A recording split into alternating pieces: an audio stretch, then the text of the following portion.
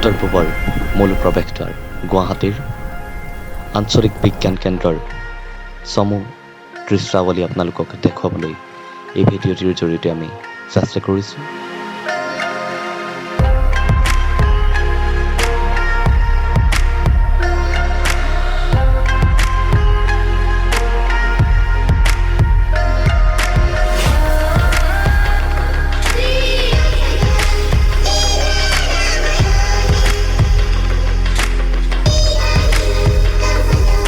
আৰু এই বিজ্ঞান কেন্দ্ৰটিলৈ অসমৰ ভিন্ন প্ৰান্তৰ পৰা হাজাৰ হাজাৰ ছাত্ৰ ছাত্ৰীৰ সমাগম হয়।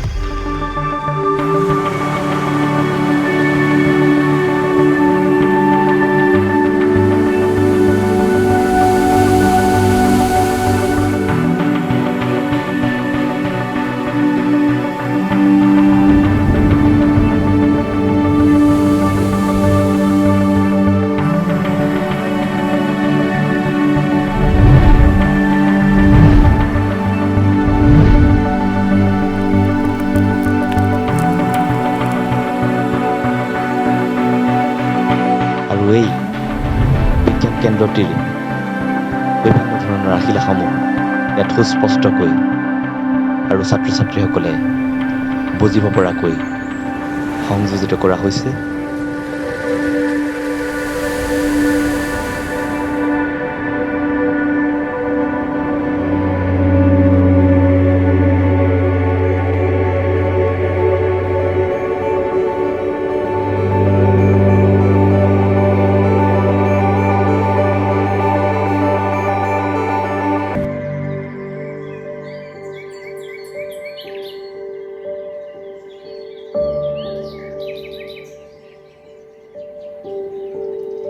আৰু আশা কৰা হৈছে যে এই বিজ্ঞান কেন্দ্ৰটোৰ জৰিয়তে কেৱল দৃশ্যাৱলী নহয়, চিন্তন মনন আৰু কৰ্ষণৰ জৰিয়তে বৈজ্ঞানিক দৃষ্টিভংগীৰে প্ৰত্যেকগৰাকী ছাত্ৰ ছাত্ৰীয়ে ভৱিষ্যত জীৱনত আগবাঢ়ি যাবৰ বাবে সম্যক জ্ঞান লাভ কৰিব।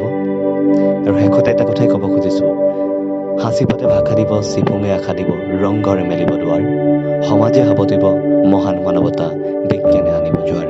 আৰু বিজ্ঞানৰ এই দ্ৰুত উন্নয়নে যে অসমৰ সমাজ জীৱন, অসমৰ জনজীৱনত এক নতুন ধাৰাৰ সৃষ্টি কৰিছে সেয়া আমি সকলোৱে জানো, আৰু সেয়া যুগ যুগান্তৰলৈ চলি থাকিব বুলি আমি আশাবাদী।